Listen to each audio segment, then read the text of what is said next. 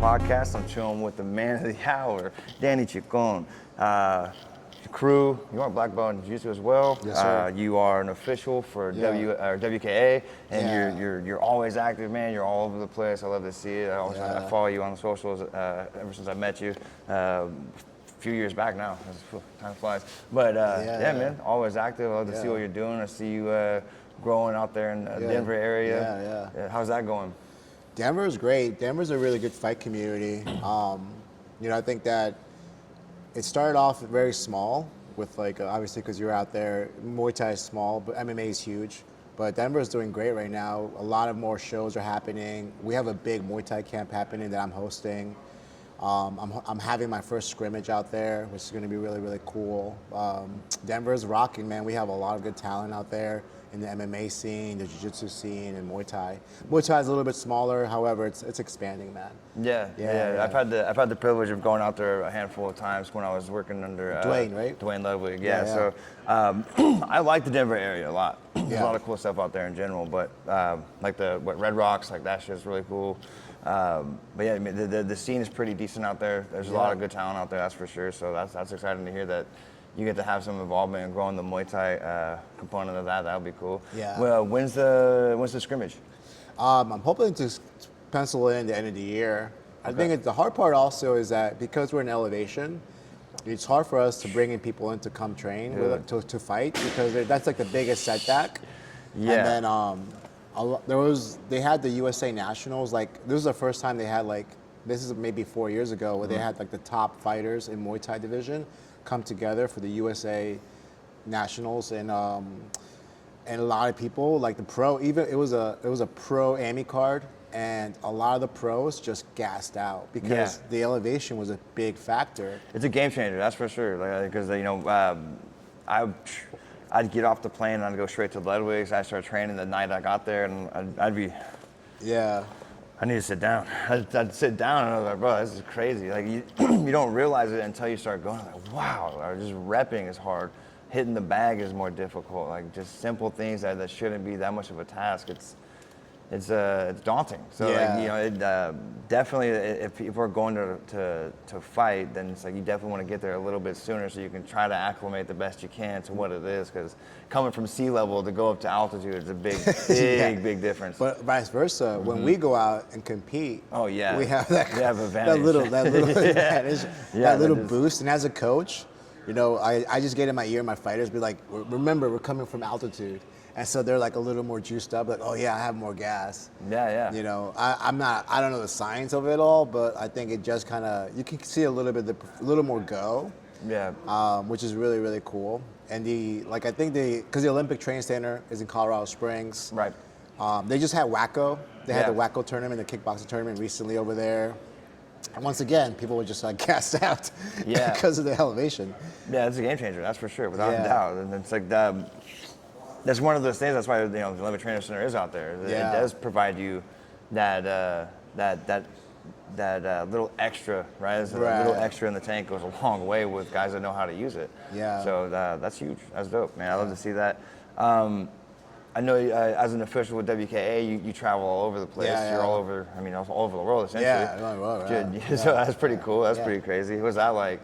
I'm very blessed to be an official side of things, like for WKA, for IKF, ISKA, and other organizations as well. So it's really cool to see other organizations, how they format it. Everyone does a little bit different. And with WKA, I have history with them because I started my amateur career with WKA, and then I got a couple of world titles from them, and so I have kind of a soft spot for them. And other organizations are great as well. They do their own ways as well. On the international scene, it's pretty dope. So being at the last Worlds, it was in England. It was a really, really cool event because so many teams from around the country, from around the world, and officiating. And it was funny because there had to be a country rep at every ring. So there was a French judge, a USA, and someone else from New Zealand. And we had language issues because it was we were like, there's one of the French guys. He was like, really awesome, really good official. It's just like we had just this language barrier of like how to like work together. But it's really cool to be on that side of things because you as a fighter, you can agree that, yeah, these guys put a lot of work in. Yeah. You know, they put a lot of work in, a lot of time in. It would behoove everyone if a good official can actually judge correctly, can take care of the fighters. And and being part of this show has been a blessing because I'm seeing so much talent from this side of the country. Yeah, from the Northwest, Yeah, and like your guys are doing so great. Like I've seen your guys compete so well and look so good too. I appreciate that. Yeah, so I get the best seat in the house, just being right at the action, right in the middle. Yeah. I've been hit before though. Couple of times. I've been head kicked a couple of times. Being right in the mix of it. So I kind of learned my lessons, and I usually try to stay within like the kickboxing, Muay Thai. I don't officiate MMA anymore, or boxing. I just try to stay within like kickboxing or Muay Thai. Those are my favorites anyway. So. Are they? Oh yeah. I've heard. Those are my favorite. Yeah. I've done a ton of like MMA and everything else as well, but like the kickboxing Muay Thai, it's always where my heart's at, man. So that's cool. I got my support on that one. But did you start at a young age or? Kind of, sorta. Like so, it's a little mixed a little bit. So like when I was real young. I grew up in the Hilltop neighborhood of Tacoma, and there used to be like Tacoma Boxing Club out of Al Davies, which is like a boys and girls club. And a lot of the kids in the neighborhood went there because it came from not good homes, right? So that was like the outlet that a lot of people were going to. And I grew up in foster homes and stuff like that. So that was like one thing that I got to do a little bit of when I was younger. But then when things kind of like got not so good in my personal life. I was considered like a high risk, so like that stuff got cut out. I wasn't allowed to participate in anything like that, which is kind of crazy because like I was telling them like it's the opposite. You know, I'd be in like therapy sessions, like, well, what do you need that helps? And I was like, dude, the only thing that helps me is this one thing that you're taking away from me. So it's like, you know, boxing was the first thing that I did. Cool. And then from boxing, I think it was like 6th grade. I got into Taekwondo. Sick. And then didn't do anything for a long time. I did a lot of like, you know, individual things outside of, you know, mostly like skateboarding, graffiti, things like that. And then I think I was like 21,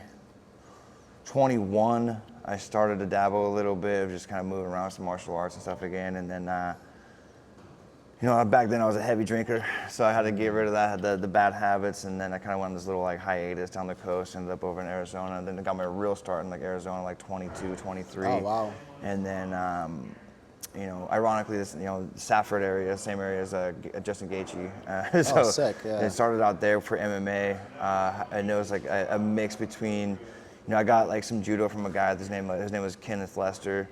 And then I got boxing with this guy named Jesse Reyes. He was from the San Diego area. And then I got some jiu-jitsu work with my buddy Humberto Cazares, and he was out of Mexico.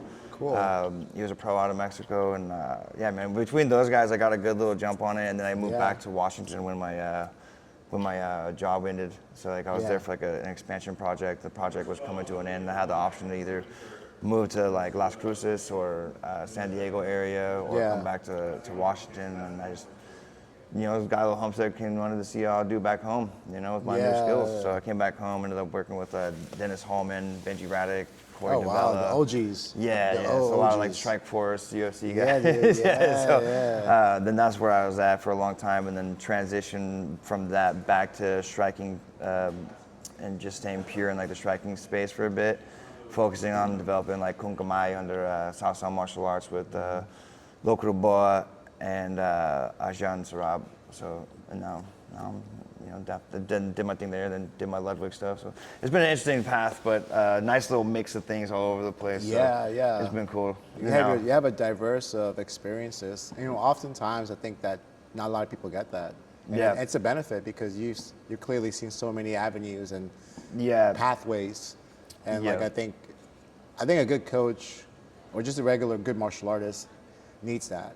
To have so much experience from different sources and traveling and figuring out what works for you. And, and what's interesting to me, and I'm curious because you said that you started young in boxing, and that was like one thing that helped you stay stable. And they were taking it away. You know, it's like so interesting that I'm curious, like, were you able to, how were you able to find that back in your life? Not healthy. In a not healthy fashion, right? So I've literally, and I'm not proud when I say this, but I've been expelled from every school I've ever attended for fighting. Like there were school districts. So you were my bully. That's who you were. No, I wasn't no bully. You were the bully. Oh. I wasn't the bully. I just responded to the bully, right? Because I used to get fucked with. Because not a very big kid.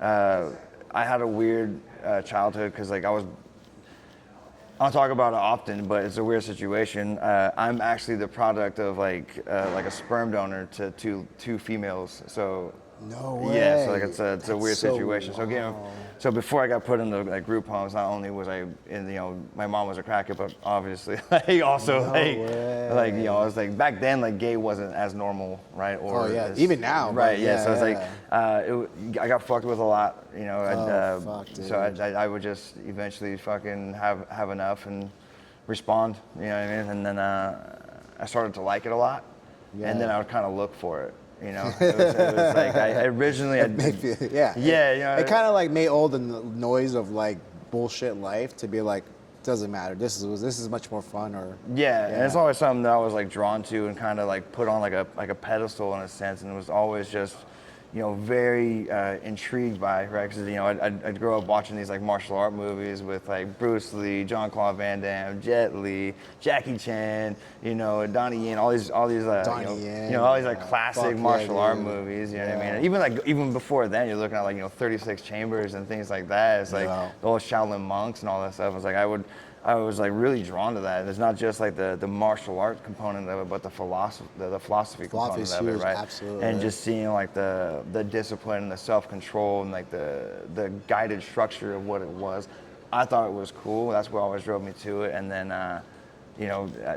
it got taken away, and then I just kind of did my goofy shit of just fighting at skate parks and doing graffiti and fighting people over graffiti and all kinds of goofy shit. You were in for skate years. parks? Yeah, man, I used to skate a lot. I used to travel a lot and skate. So I would just disappear and just fucking go nomadic. This is all making sense. Okay? This is all making sense. Yeah, man. So I was big in the skate scene and big in the graffiti scene for a long time. And then, once I got back into martial arts, it was just full steam ahead, man. Like I quit drinking, quit smoking, quit going out. Like I just just focused. It really changed it. Yeah, for the better. I think that's why I'm so big on like community first, is because like that was the first time I had a community that held me accountable to being a better person, right? And I had a coach actually over at Victory Athletics under the Hallman banner.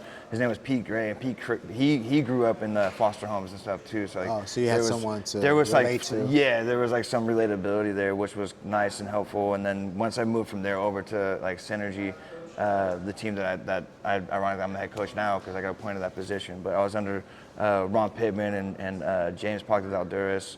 And those guys are, very patient people. Yeah. Surprisingly, because I was very like rage-filled.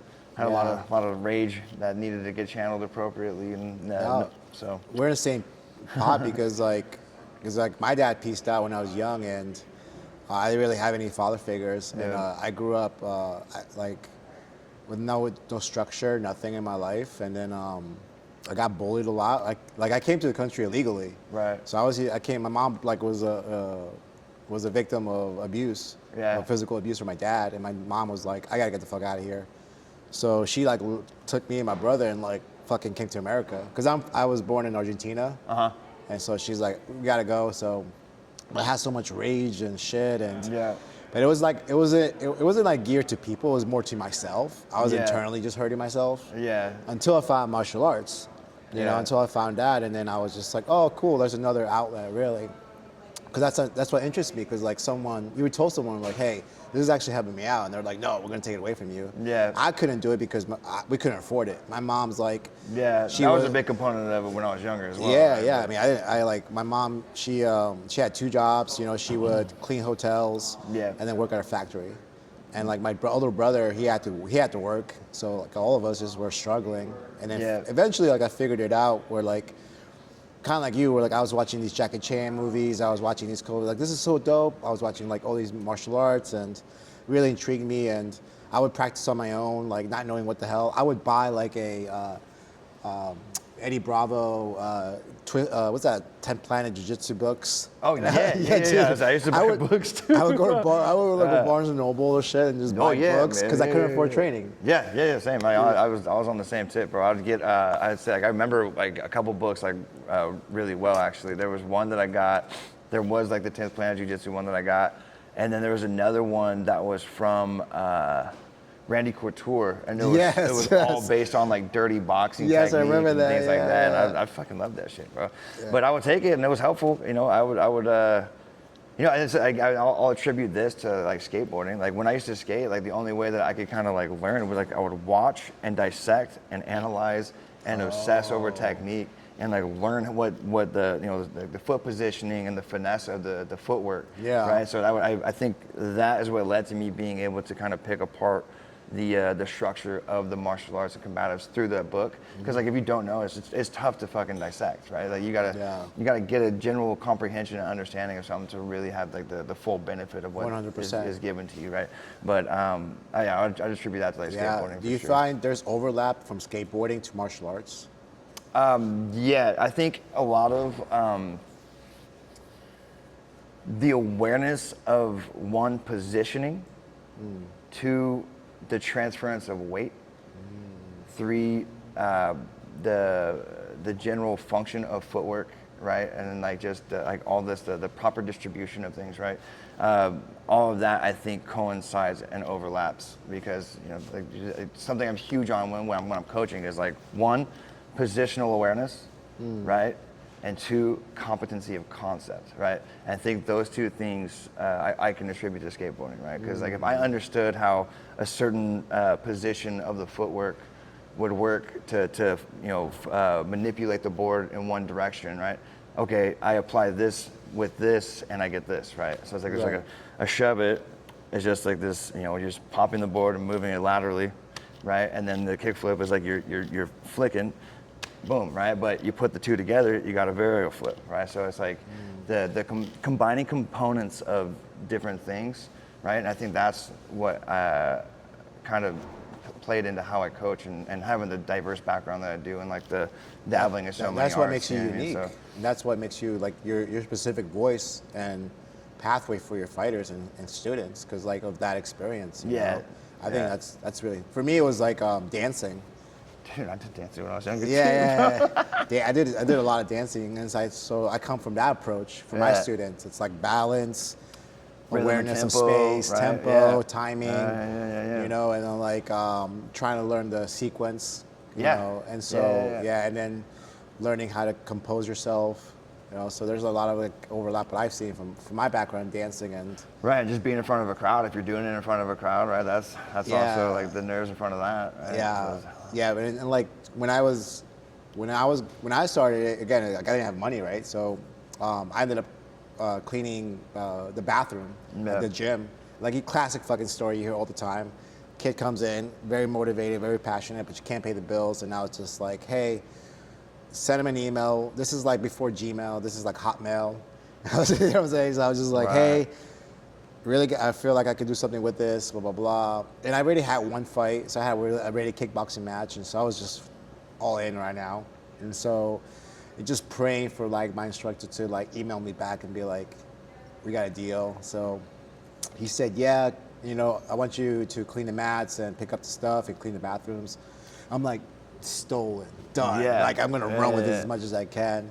I do that. Yeah, dude. I had a similar thing as well. But I feel like, and I think the one thing that kind of like, where I was like really intrigued with you is just like, you're just so open, man. You're just so like you.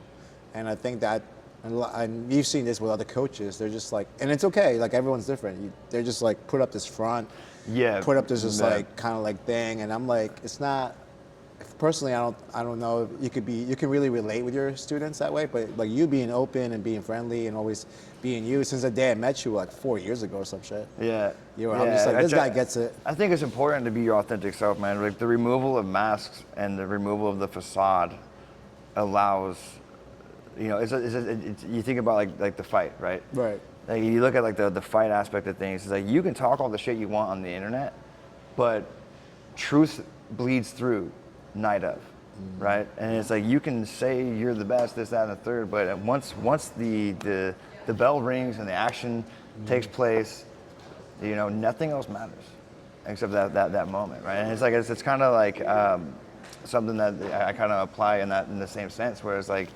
if I'm always living in truth, I don't have to carry the weight of lies. You know what I'm saying? I'd rather just be open, honest, transparent, and keep it real. Yeah. Right. And then in the same respect, you know, that kind of comes back. You know, and that I think that allows for like a genuine, authentic relationship. 100%. With who you're coaching and who you're around and who you're working with, right? But it's like, if we don't do that, then it's just everything's based on lies. It's based on a facade. Especially you being the head coach, because you're like the example, I guess, right? Because at my school, like since Denver Muay Thai, like I'm the head instructor, like a great team, and I can't. You're right, because if I put up all these facades in front, I can't connect with my students and my fighters, and so like I'm already kind of putting myself in this position where we can't get deeper for us to perform better. Right. It's like, how are you going to trust me in between rounds if you can't trust me in day-to-day life? Exactly. You know what I'm right. saying? Exactly. So it's important to kind of like remove the bullshit and just keep it buck, man. And I really like that you said about community is very important. Yeah. Because that's what saved you. Because like I feel like I have like 4 pillars as a coach. It's like first is community, second is quality, you know, third is development, and fourth is marketing yourself. Like, you know, just putting yourself out there. Right. And I think like that's been like those 4 pillars for a very long time. After like 16 years of work, like I feel kind of, to me, this is like the formula that has developed really good people in martial arts and in fighting. Yeah. Because I think community is everything, right? Are you showing up for your teammates? Are you showing up for like, not even your fighter, if you're just showing up for your classmates? Just for the people that are in the room, in right? the room, Because you benefit from those people, you 100%. should also provide benefit back, right? Exactly. Nothing makes me more irate than guys that only show up to extract and be a fucking leech to the community. Oh, dude. It drives me up the wall. You need to contribute. Yeah. Yeah. Provide back, dude. Like, just be there. Give them the reps that they need, not the reps that you need all the time, right? It's like some of these guys, like they'll go and spar, and it's like some people look at it like, oh, they're giving me rounds for my camp. Like, no. They're getting rounds. They're getting rounds. They're not giving you subjective rounds for your camp. They're getting rounds. They're not structuring the round and mimicking what you're going to deal with in a fight. They're just giving you rounds, right? But they're getting rounds. It's not like, hey, let me put you ahead of myself for this moment of time, right? There's a lot of selfish people in the sport, and it's gross to me. I don't like it, right? So I'm like, I don't fuck with it. You know what I mean? So that's a lot of these guys, they get checked when they bring that energy to the room, bro. Like I have guys right now that are in the gym that I removed from my class. You know, I told them, like, I don't care if you come to other classes, because I'm not the only instructor of those classes, but you're no longer welcome in my classes. Because there's a boundary. Yeah, bro, you don't get to disrespect me. You don't get to disrespect this team. You don't get to respect the knowledge and the foundation of which everything that you're standing on is built upon. 100%. Right? Like I don't vibe with that. I don't appreciate it, and I'm gonna nip it in the butt. You know what I'm saying? That's just what it is, dude. Like, we don't mix, and that's okay. We're oil and water. Go do your thing. I'll do my thing. It doesn't got to be anything more than that. Yeah. You know what I mean? Yeah. Like, go be independent if you want to be independent. But if you want to lean in and be a part of the community and give a shit about the guys next to you, you're more than welcome. Yeah. But a lot of guys they're stuck in this either like this like survival mode thinking or this like scarcity, right? And it's like and I get it. It's like when you come from a broken background and you don't have like the best people to rely on and count on and trust, it's difficult to trust people. But like, bro, we're in here sweating and bleeding together. Right? Like if you can't trust the guy that is next to you that you're sweating and bleeding with, that's kind of a problem, right? Like I don't trust you to have my best interest in mind, and that's something that I don't vibe with. And to me, I think it's a cancer to the community. That's why, like, 100%. I remove it from what I do, and you know, if others want to let them to continue to leech and be a cancer in their group, then by all means. But I'm not gonna do it. I don't respect it, and I won't let them. And it's hard getting there because like and I had a student. She actually fought for one FC, and she started with me, and then she started doing really well. Eventually, she decided to move to Thailand and go 100% all in. And then she got signed by one, and then it really got to her head. Yeah. And then she came back to Denver, and she was expecting me to do all these favors and hold pads, and she's like, "Hey, my sparring partners, they're not at my level, blah blah blah." It's just like. Check 2. I said. What is that? We're good? We're good. Okay, We're good. Don't worry, these are like sound canceling, so Okay, they're gonna cool. pick up your voice more. So that'll bleed through, but like all this other shit, like that'll bleed. But I'll check everything else. It's Okay, cool. Well, yeah. So she got to one, and then she came back a different person, and it was rough because I can like claim to be like, hey, I have a fighter who's fighting at one and Warriors Cup and all this stuff, and I'm like, what's more valuable, my community and the team, or just one person and my ego to say that I have somebody who's fighting at whatever? Right. And so like I had the hard conversation with her, and she pieced out. And it's been like a grace because I've been having that conversation more and just saying bye, Felicia, to the people who don't get it. Yeah. Okay. You know? The community provides more value than an individual ever will. Right. I fully believe that. You know, it's like Right. I'm living proof of a quality community not giving up on me and providing value and helping me restructure my life and help me, steer through some tough times. Yeah. You know what I mean? It's like I've been with Synergy for 11 years at this point. Awesome. Right, so just about 11 years. And dude, like we wouldn't stuck together that long if it wasn't about community and being about the guy next to you. You know what I mean? And since then, like the team's kind of dispersed, but back in the day, it was nothing but fighters. There wasn't like a member first gym. It was nothing but fighters. Like, so it was cool, man. We were sharp. And then those guys either they retired or they moved out of state because some of them were military and stuff like that. They get stationed elsewhere and things like that. But I still see them doing great things for the communities that they're in. Like they're perpetuating the same sort of thing to wherever they're at now, and 100%. I like to see it, right? 'Cause community transcends individuals. There's like you can't pour all energy into one individual when there's so many other lives that you can impact. So it's like I'm trying to impact as many people as I can for the better, right? Cause, dude. Not just the individual, because I think. If you could be the person that can kind of just throw that rock into the pond and just have the ripple of change, right? That ripple continues to go beyond the one the one person. Like, you're just throwing out more rocks in the pond. Right. That ripple. City Fight Night is brought to you by Roga Foam Rollers. These nuts. The Roga Foam Roller is ideal for improving flexibility, reducing muscle soreness, and back and neck massage. Known as the Rollers of Foam Rollers, it is Wild Style Gym's preferred recovery tool. Yuck. Oh, yeah. No, thank you. Those are the sound guy. Yeah, that sounds good. We just a picture. Oh, okay. I'll go. Do you want me to try doing the ad reads from right here? Because there's a chance I could just put my seat right here. But I gotta go pick up Brian Crenshaw in like 15 minutes. yeah, we'll once they're done, we'll wrap it. Okay. Yeah, so we'll be doing Doing it Dude, well. it's so cool to hear your story, man.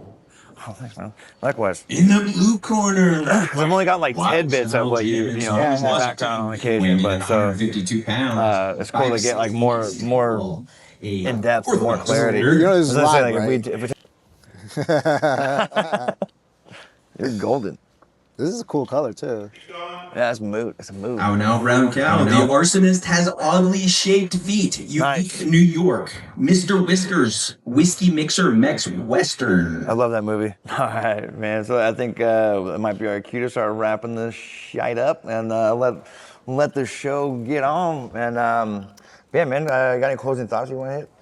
I think it's a really cool thing to nowadays that there's so much content out there and so much resources because we didn't have it. I know. It's You know, we're just figuring it insane. out. So I think you're doing a great thing by giving so much information and giving different perspectives to people. You know, that's what I'm about life as well too. It just really help out the next generation of fighters and martial artists. So, man, you're doing great things, and I'm honored, and it really feels cool to be part of this. So thank you very much. I appreciate it, brother.